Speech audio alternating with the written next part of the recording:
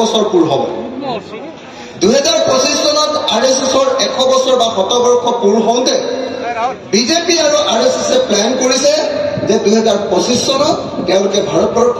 গণতান্ত্ৰিক আৰু ধৰ্মনিৰপেক্ষ ৰাষ্ট্ৰৰ পৰিৱৰ্তে আমাৰ ভাৰতবৰ্ষক তেওঁলোকে হিন্দু ৰাষ্ট্ৰত পৰিণত কৰিব এই খবৰটো পাইছেনে নাই সকলোৱে পাইছেনে নাই দিলা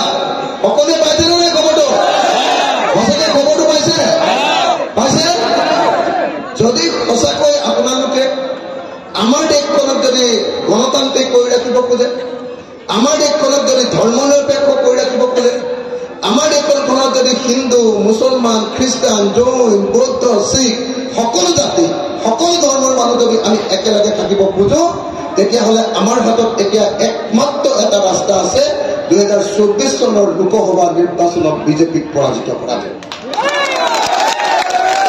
2024 চনৰ নিৰ্বাচনত যদি আমি বিজেপিক ব্ৰহ্মপুত্ৰত দলিয়াই দিব পাৰো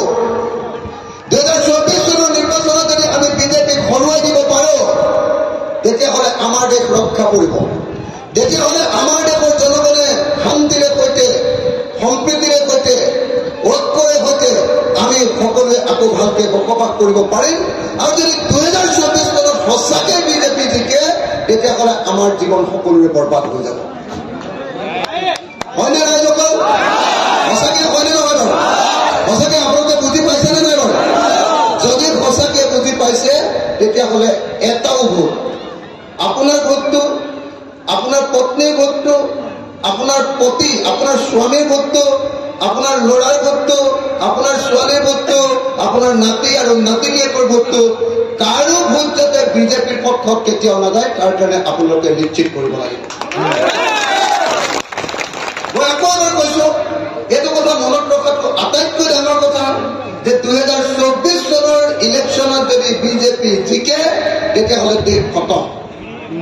2024 চনৰ নিৰ্বাচনত যদি বিজেপি জিকে তেতিয়াহ'লে বিজেপিয়ে ঘোষণা কৰি আছে যে ইলেকশ্যনত জিকিয়ে তেওঁলোকে এক দেশ এক নিৰ্বাচন কৰিব বিজেপিয়ে কৈছে যে আমাৰ দেশখনত এক দেশ এক ধৰ্ম